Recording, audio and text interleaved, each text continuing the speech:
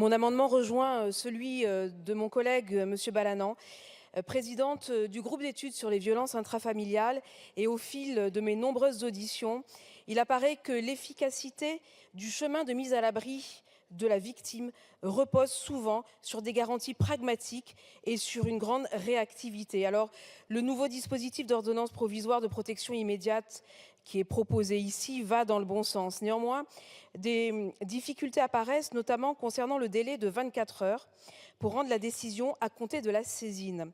Cela va compliquer l'organisation des juridictions, notamment le week-end, car en l'état, les textes ne prévoient pas de permanence des JAF, ni du greffe des JAF, et les juridictions ne sont pas prêtes à absorber à moyens constants cette nouvelle charge, alors même qu'aucune indemnisation ne sera possible en l'absence de texte, contrairement à ce qui existe pour les services d'urgence, juges des libertés et de la détention et parquets notamment.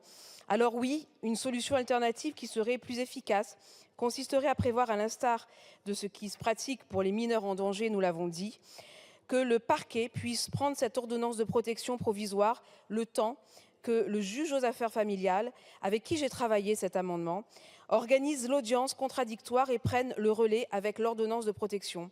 Ainsi, ce présent amendement vise à permettre au ministère public de délivrer en urgence une ordonnance provisoire de protection immédiate. Merci. Merci, Madame la rapporteure. Madame Martin, je salue votre engagement sur les violences intrafamiliales que je connais.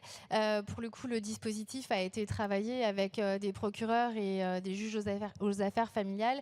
Et malheureusement, je ne partage pas votre avis. Ça sera un avis défavorable. Monsieur le ministre. Oui, un mot, j'entends votre préoccupation et notamment vous dites le week-end. Mais je voudrais vous dire que la création des pôles vifs, c'est une formation de tous les magistrats. Et donc, on peut substituer un juge par un autre. Et il a évidemment compétence, même le week-end, pour prendre une ordonnance telle que celle que vous vous apprêtez à voter ce soir. Défavorable.